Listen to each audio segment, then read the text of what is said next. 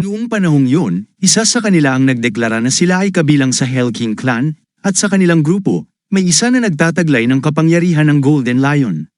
Dapat mong malaman ito, dagdag pa niya, na tinatapos ang kanyang talumpati. Nang marinig ni Quan ang pangalan ng Golden Lion, halos mag-init siya sa galit at tensyon. Ang hari ng impyerno, si Soil, na nakatayo sa likuran niya, ay nagtanong ng may interes, upang maasa ang mga kasanayan ng angkang ito, kailangan bang gamitin ang mahika ng Golden Lion?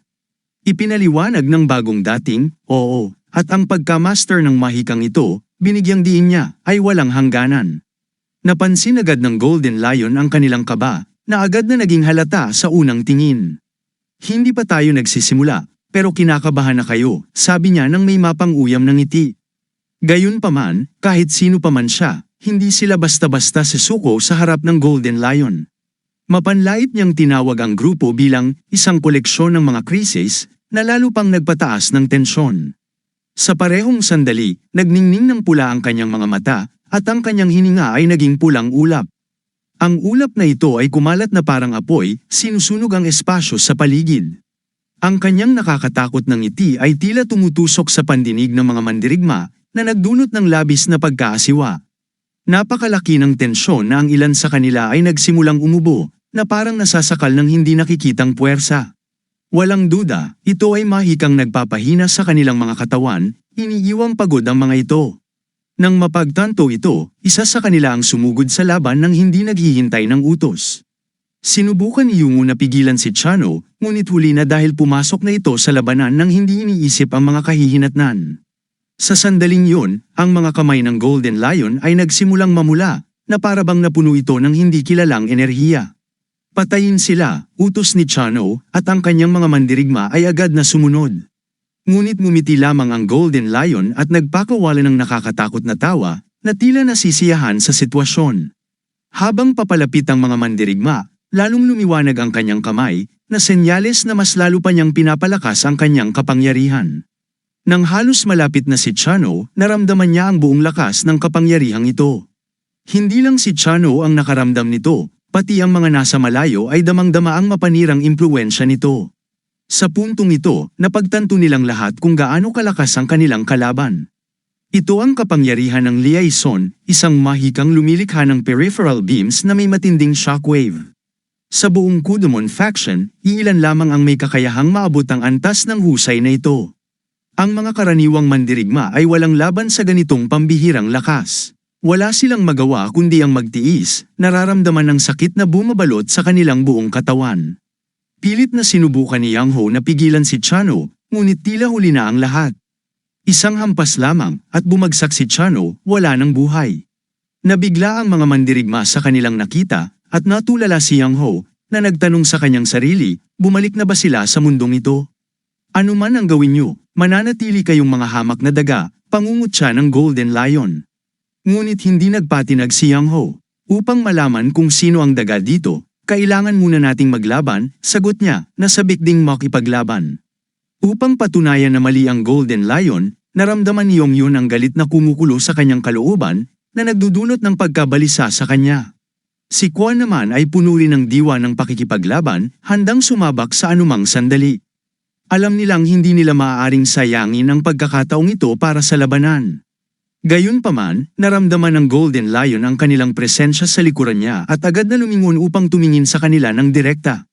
Si Jung-ho, na bahagyang kumalma, ay tumayo sa harap ng Golden Lion Lee, naghahanda para sa isang desididong labanan.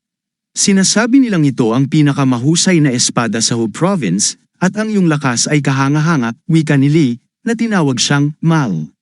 Sapat siyang mahusay para labanan ka, dagdag pa niya habang tinitingnan ng maigi ang kanyang kalaban, inaasahan ko ito.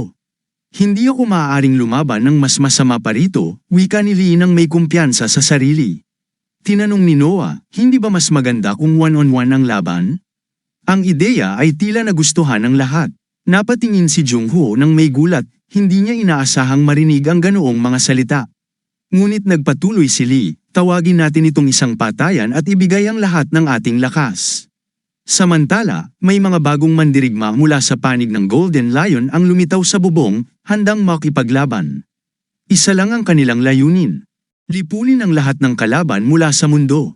Masigasig silang tumalon mula sa bubong at agad na sumugod sa labanan. Sa sandaling yun, napagtanto ni Manggan kung sino sa mga kalaban ang dapat niyang harapin sa isang duelo.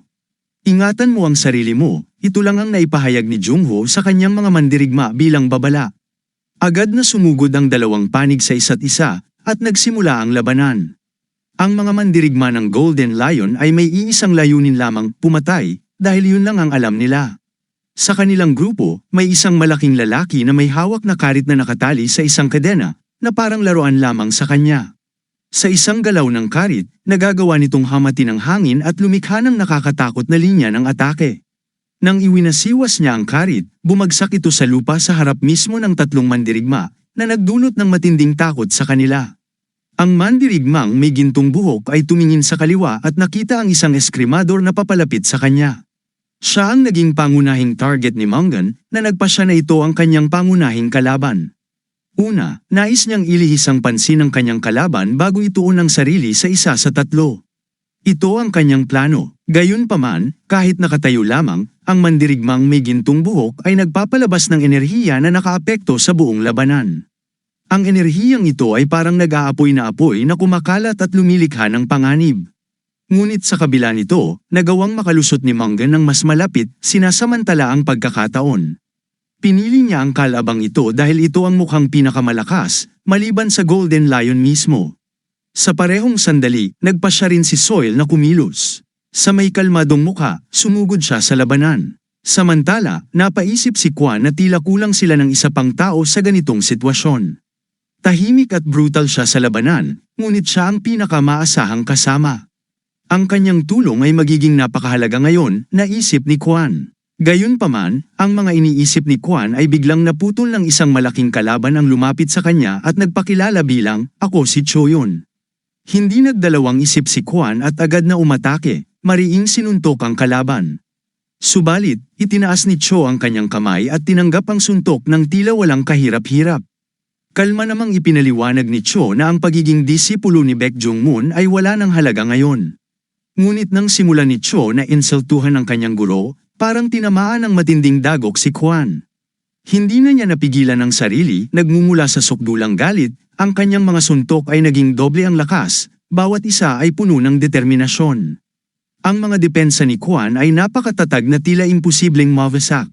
Sa pagitan ng mga bahay kung saan nagaganap ang labanan, kumikislap ang enerhiya na hindi makontrol. Ang mga maliwanag na yun ay sinundan ng malalakas na pagsabog na yumanig sa paligid. Ang mga tagalungsod ay hindi maaaring hindi mapansin ang kamanghamanghang eksenang ito, kasama na ang nakabibinging mga tunog. Sa gitna ng lungsod, isang apoy ang nagngangalit na nagdudulot ng kaguluhan sa paligid. Habang nagtipon ng mga eskrimador, may nagsimula na nagdulot ng takot at paghanga sa mga nakakarinig ng mga pagsabog at nakakakita ng kaguluhan. Sina DHO at Jimbo, na hindi mo ari ang nangyayari, ay naramdaman ang bigat ng sitwasyon. Sinabi ni Jimbo na dito nagtungo si Sung na nag-aalala kay Damho. Hiniling ni Damho kay Jimbo na manatili at maghintay, kahit pa gusto niyang tumulong. Naiintindihan niyang nag-aalala si Jimbo para sa kanya at sa kanilang mga kaibigan. Ngunit kinakailangan niyang maging maingat. Pinagtibay ni Damho kay Jimbo na babalik siya agad at hiniling na maghintay ito. Tulad ng dati, nakangiti si Damho, isang ngiti ng kumpiyansa na nagbigay ng kalmado. Tila sinasabi ng ngiting yun, sa labanang ito, hindi ako matatalo.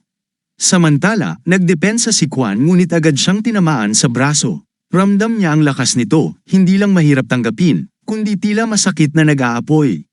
Subalit paulit-ulit niyang sinabi sa sarili na hindi niya hahayaan na siya o ang kanyang angkan ay maapakan. Hindi alam ng kanyang kalaban, ngunit hindi pa inilalabas ni Quan ang kapangyarihan ng palansangan. Nang banggitin niya ang teknik na ito, bahagyang nanginig ang kanyang kalaban at nakinig. Ang mahika ng 8 emperador, wika ni Quan, na binigyang diin ang kahalagahan ng kanyang teknik. Upang ma-master ang teknik na ito, kinakailangan ng matinding tibay at kakayahang kontrolin ang bilis. Ito ang ginamit ni Quan sa labanang yun, isang perpektong balanse ng lakas at bilis. Ang kanyang mga kamao ay naging nakamamatay na kombinasyon, handang manakit at pahinain ang kalaban. Ang unang suntok ay tumama ng malapit sa ulo ng kalaban, ngunit sa huling sandali, binago niya ang direksyon nito. Ang makapangyarihang atake ng 8 emperador ay tumama na nagdulot ng matinding pinsala. Napakalakas ng teknik ni Quan na kaya nitong sirain ang sinumang kalaban na walang sapat na proteksyon. Alam ito ng kanyang kalaban, ngunit hindi niya alam na may itinatago pang lihim si Quan. Ramdam ng kalaban ang bigat ng nakaraang atake, ngunit hindi siya nagkaroon ng sapat na oras upang maghanda.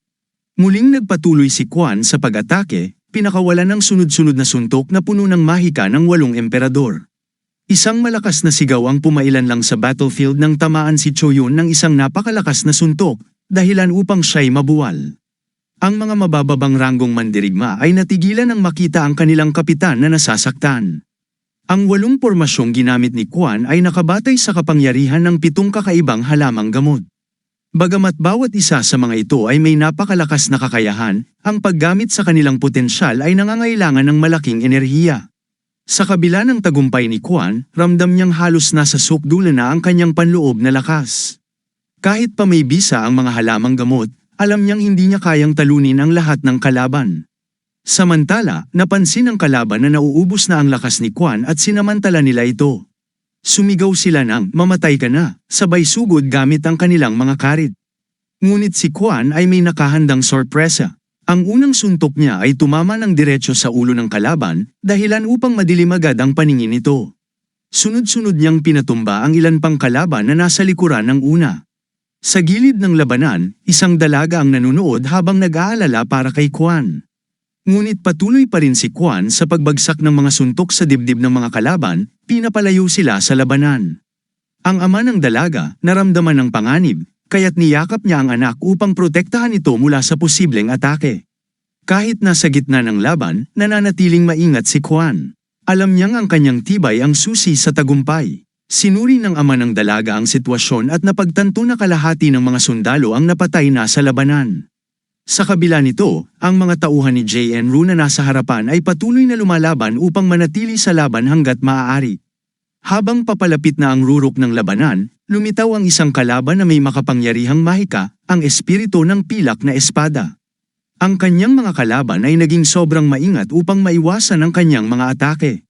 Ngunit sa kabila ng kanyang kapangyarihan, si Quan ay naghanda na trepuhin siya, umaasang tagumpay ang kanyang makakamtan. Pangarap ni Yongyong na maging pinakamalakas at pinakatanyag ang Gabo faction sa Honem. Gayunpaman, unti-unti niyang napagtanto na isa lamang itong hanggal na panaginip na walang pag-asang magkatotoo. Ang mga kalaban ay handang gawin ang lahat upang sirain ang Gabo at burahin ang lahat ng bakas nito. Lalong naging maliwanag ang panganib matapos malaman ng lahat ang tungkol sa pagsalakay ng mga mages at ang mga idinulot nitong kahihinatnan. Habang nasa labanan, napunta si Yongyong sa gitna ng isang malupit na atake. Ang kalaban, nakataas ang sandata, ay naghahanda ng umatake. Mahalagang hindi niya mahulog ang kanyang espada upang maarang ang nakakamatay na pag-atake. Walang duda, napakalakas ng mga mandirigmang ito, at bawat palo ay maaaring maging nakamamatay. Ipinakita ng labanan na ang mahika ay may napakalaking kapangyarihan na kayang baguhin ang takbo ng laban. Sa kabilang dako, ang mga Mamu Warriors ay kailangang magkaisa upang labanan ang malupit na kalaban. Ngunit lumalala ang sitwasyon at tila nagbabanta ng ganap na kaguluhan. Ang puwersa ng demonic blood ay labis na mas marami kaysa sa pinagsama-samang hukbo ng mga mandirigma. Sa paglipas ng oras, naging malinaw ang kawalan ng balanse at lumabas ang kalamangan ng kalaban. Kung magtatagal pa, mas marami ang malalagasan at magiging isang masaker ang labanan. Ang tunog ng mga espada ay pumuno sa himpapawid, tila isang echo ng sakit at paghihirap. Ang bawat hampas ng talam ay napakalakas, ramdam ito sa dibdib ng bawat nakarinig. Bigla, tila tumigil ang lahat. Ang labanan ay pansamantalang huminto, at ang lahat ay natulala sa isang hindi maipaliwanag na hampas. Itinanong ng marami kung ito ba'y isang itim na teknik. Si Django, hawak ang kanyang espada, ay biglang umikot ng 180 degrees at pinalaya ang kanyang kapangyarihan. Maging ang Golden Lion ay ramdam ang tensyon at lakas na nagmumula sa kanyang mga kamay. Isang malakas na hampas ng espada ang tumilapon sa Golden Lion. Itinago mo ang sikreto mong teknik sa akin, sigaw ng Golden Lion. Nagugulat, ngunit sinabi ni Malco na hindi niya nakitang kailangang gamitin ang kanyang lihim na sandata hanggang sa tamang panahon. Hindi ako makapaniwalang nagtimpi ka matapos kong tawirin ang Leong River. Kung hindi ako nakaiwas, maaaring tapos na ang laban, pag-amin ng Golden Lion. Gayunpaman, iginiit niyang kulang pa rin ang lakas ni Malco upang manaig. Hindi mahalaga kung espada o talam ang gamit, ang kanilang esensya ay nananatili. Ang tunay na kapangyarihan ng sandata ay nakabatay sa lalim ng pagkaunawa at taon ng pagsasanay, dagdag niya. Ngunit hindi itinatanggi ni Django ang kahinaan ng kanyang katawan. Habang matindi ang kanyang pag-ubo, lumabas ang dugo mula sa kanyang bibig. Sa kabila nito, hindi tumigil ang Golden Lion sa paniniwalang siya'y di madadaig. Ngunit nanindigan si Django na may hawak ang kanyang espada, hindi pa ito ang katapusan. Sa mata ng Golden Lion, isa lamang siyang gamu-gamo na pumapasok sa apoy para sa tiyak na kamatayan. Samantala, sa kabilang bahagi ng labanan, si Soil ay patuloy na ipinapakita ang kanyang galing sa pakikipaglaban. Sinubukan siyang kumbinsihin ng isa sa kanyang mga kalaban. Bakit ka pa lalaban? Kapag namatay ako, poprotektahan ako ng mga kapatid ko at magpapatuloy ang labanan. Ngunit si Soil ay nanatiling determinado, alam niyang ang labanang ito ay hindi basta-basta mapipigilan. Habang patuloy ang labanan, pinanood ni Mungyon si Soil ng mabuti at nagbabala, lumingon ka. Isang mandirigma ang papalapit mula sa gilid, handa nang umatake. Nawala ng balanse at lakas sa kanyang mga binti, bumagsak si Soil sa lupa, inilalagay ang sarili sa isang mapanganib na sitwasyon. Kaagad na tumakbo si Mungyon upang tulungan si Soil, ngunit hindi siya binigyan ng pagkakataon ng kalaban. Determinado ang kalaban na hindi hayaang makialam si Mungyon ng ganoon na lamang. Sa sandaling yun, isa pang figure ang biglang sumugod patungo sa kanila, gumagalaw ng hindi kapanipaniwala ang bilis. Ang karit ng kalaban ay nakataas na, handang umatake kay Soil. Ngunit bigla itong natigilan nang marinig ang isang nakakakilabot na alingaw-ngaw, isang mabangis na pag-ungol na nagmula sa di kalayuan. Ang pag-ungol na ito ang nagligtas kay Soil mula sa tiyak na kamatayan. Ang tunog ay nagmula sa higanteng tarangkahan kung saan lumitaw ang isang anino na tila isang itim na halimaw. Ang bawat hakbang ng figurang ito ay may lakas na yumanig sa lupa, at ang kanyang presensya ay nagbigay ng kakaibang bigat sa paligid. Ang anino ay si Damho, puno ng determinasyon. Sa bawat mabigat na yapak ng estranghero, tila bahagyang hamupa ang init ng labanan. Nang magtuloy-tuloy si Damho, lumitaw ang kanyang mukha mula sa mga anino, at agad siyang nakilala ng lahat. Ang kanyang presensya ay hindi inaasahan, at nagdulot ito ng kakaibang takot sa mga naroroon. Maging ang pinakamalalakas ay ng inig, hindi kayang tiisin ang tensyon na dulot ng kanyang presensya. Ang bawat tibok ng kanilang puso ay tila handang tumalon palabas ng kanilang mga dibdib. Hindi ito alintana ni Damho. Buo ang kanyang loob habang naglakad siya patungo sa Golden Lion. Kahit ang isang mandirigma na nagdaan na sa lahat ng uri ng pagsubok ay hindi maunawaan ang kakaibang presensya ni Damho. Ang kanyang asingkronisadong mga yapak ay bumagay sa tibok ng puso ng iba, na nagdulot ng bigat at tensyon sa kapaligiran. Tinitigan siya ng Golden Lion at nagtanong, "Sino ka?" Ngunit katahimikan lamang ang naging tugon ni Damho, na lalo pang nagpatindi sa takot ng mga naroroon. Dumaan si Damho sa tabi ng Golden Lion nang hindi bumibigkas ng kahit isang salita, diretso sa mga kasama niya. Isang kalaban ang nakilala siya at nagulat ng husto. Sa gulat, kinuha nito ang kanyang karit at inilagay sa leeg ni Soil, na binalaan si Damho, "Huwag kang lalapit." Ang mukha ni Soil ay puno ng sariwang sugat, at ang kanyang mga kamay ay may mga hiwa. Sa kabila ng lahat ng ito, si Damho ay nanatiling kalmado. Siya lamang ang nagpakita ng tunay na malasakit kay Soil, isang bagay na hindi nakalimutan ng dalaga kahit lumipas ang 12 taon. Patuloy na nagbanta ang kalaban, "Isa pang hakbang, at puputulan ko ang kanyang ulo." At galit na sabi ng kalaban, ito na ang katapusan niya. Ang kanyang mga mata ay nagliliyab sa galit. Ngunit malamig na sumagot si Damho, at pati ang Yo, habang tinititigan niya ng diretso ang kalaban. Kahit na dumurugo ang bibig at nakararanas ng matinding sakit, matapang na nagtimpi si Soil at walang ipinakitang takot. Hindi nakikibahagi si Damho sa laro ng takutan. Sa isang iglap, para siyang kidlat na tumulak mula sa lupa. Ang mabilis na galaw na ito ay nagdulot ng matinding takot sa kalaban na may hawak ng karit. Hindi inasahan ng kalaban ang ganoong bilis, ngunit nagawa pa rin itong ilayo ang karit mula sa leeg ni Soil at umatras. Ang mabilis na paglapit ni Damho sa kalaban ay nagpatigil sa lahat. Parang yelo ang pumaligid sa kapaligiran habang ang kanyang presensya ay nagdulot ng hilakbot. Sa isang walang awa at makapangyarihang suntok, sinira niya ang lahat ng nasa kanyang daraanan. Kahit ang isang palasong patungo sa kanya ay nagawang durugin ng isang hampas ng kanyang kamao. Ang lakas ng kanyang suntok ay nagpatalsik sa karit ng kalaban hanggang sa hawakan na lamang nito ang hawakan. Sunod nito, ang kamao ni Damho ay dumiretso sa ulo ng kalaban. Sa huling sandali, ang kalaban ay nagkaroon ng pagkakataong makita ang pangyayari, ngunit sumunod na ang isang suntok na may mapanirang puwersa. Natapos ang lahat sa isang iglap.